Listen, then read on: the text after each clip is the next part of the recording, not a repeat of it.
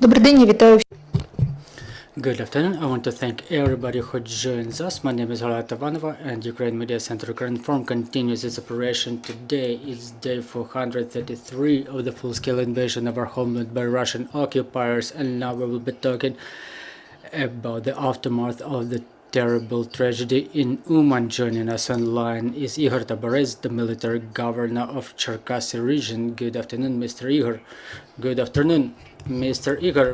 Today we will be talking about the aftermath of the terrible terroristic act committed by the Russians against us on the 28th of April. They shelled Uman, and we have a terrible number of victims as a result of this attack. What are the consequences? What is the preliminary summary of the rescue operation? Yesterday we've seen, all of us, the footage from the cemeteries, from the burials. So what's the situation as of now in Uman? Talking in brief about the summary, the rescue works are over. Our rescuers worked quite efficiently, and for the time being we have the official statistics when we can say about 22 casualties which were identified, and currently there are measures taken as to the genetic testing of the 23rd person. Those 22 casualties include 6 children,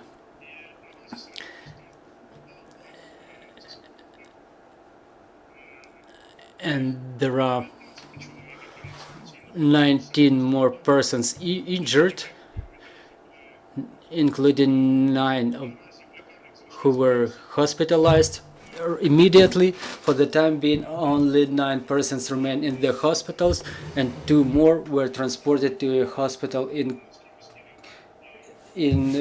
Uman. Their condition is medium to heavy. They have all the medical assistance provided. We were able to visit them today and to see that their condition is stable.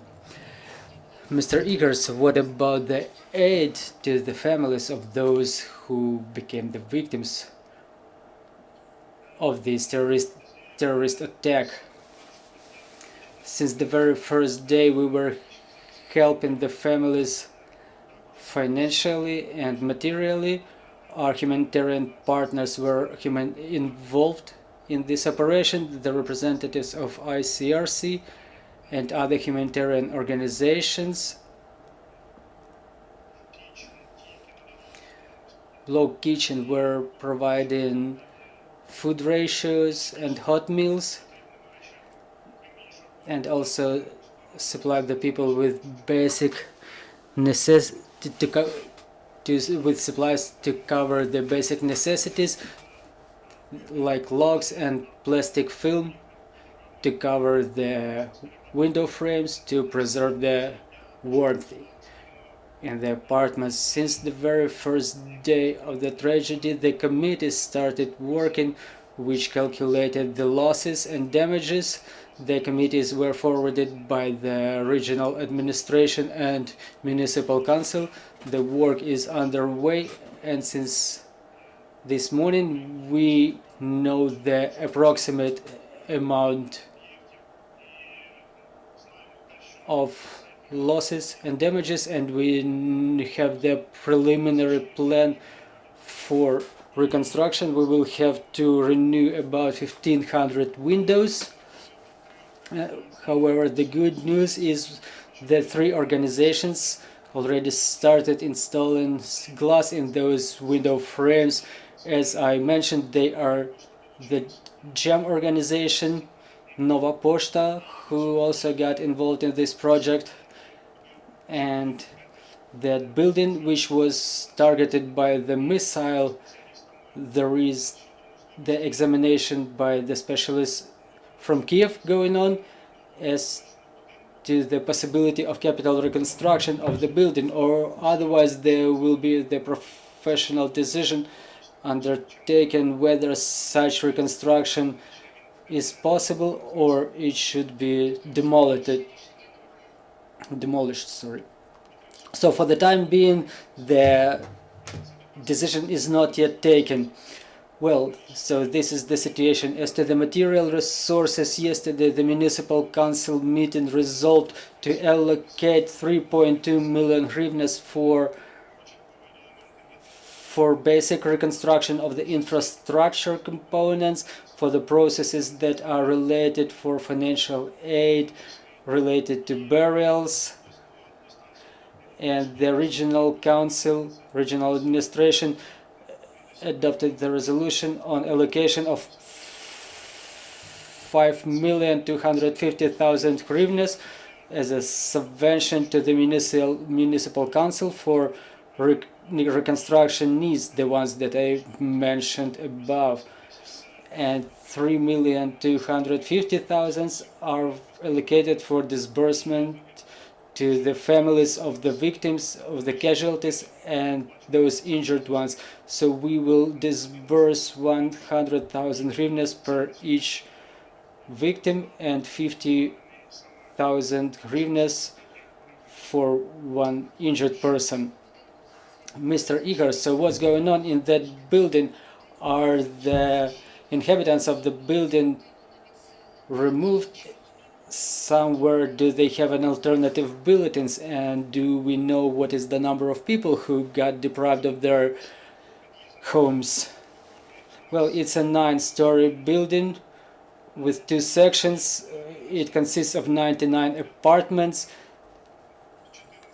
14 apartments were completely destroyed. About the same number is in a very bad condition, unfit for living. And as of today, 26 persons addressed us with request for alternative bulletin, and their belongings were moved to other places, and they were placed in the social dormitories, social hotels, so-called, the ones that we were preparing to accept the internally displaced persons. The conditions are created for full-fledged normal living. There are appliances installed,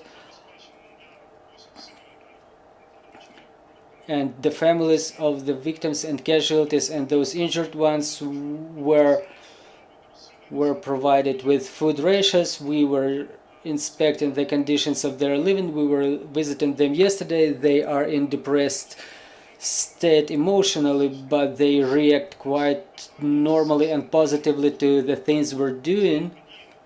And since the very event, this unpleasant event, we have strong communication with the Ministry for Reconstruction and with the Office of the President, and we communicate with the municipal government on a 24/7 basis. They've undertaken the burden of resolving all the necessary matters and the physical problems. Good afternoon, Ukrinform. In Uman there should be one hotel built by a foreigner to be demolished according to the resolution of the court. Was there an issue of its reconstruction or finalizing its construction brought up for further billeting of the persons, like internally displaced persons or those who suffered from the latest rocket strike? Also, we know that the burial spot of Tzaddik Rahman, the central figure of Hasidic religion, is located in Uman. So did Israel express any concerns or desire to support the victims of the missile strike? Well, thank you for the question. As to the first question, there are infrastructure facilities that should be demolished. I'm talking about this Hasidic quarter where this historic monument is located. The civil organization which deals with the Hasids, they propose the spots in their hotels for temporary bulletin of the people who would need such bulletin. They have relevant capacity, and they will preserve it all the way until the day of the celebration of Rosh Hashanah. Regarding any official communications and statements by the State of Israel, I don't know whether it was verbalized on the level of the state, but I know that Hasidic organizations, specifically the one located in the United States of America, they expressed their condolences, and they addressed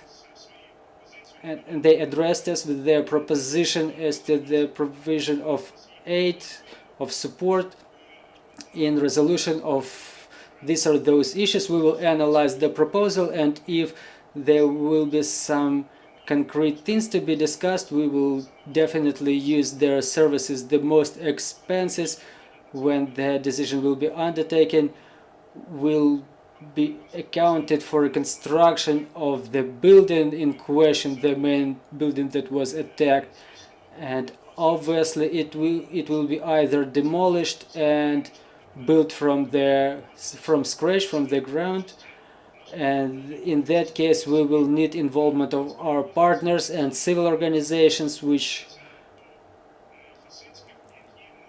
can be classified as Hasidic organizations and which would be able to provide such kind of help.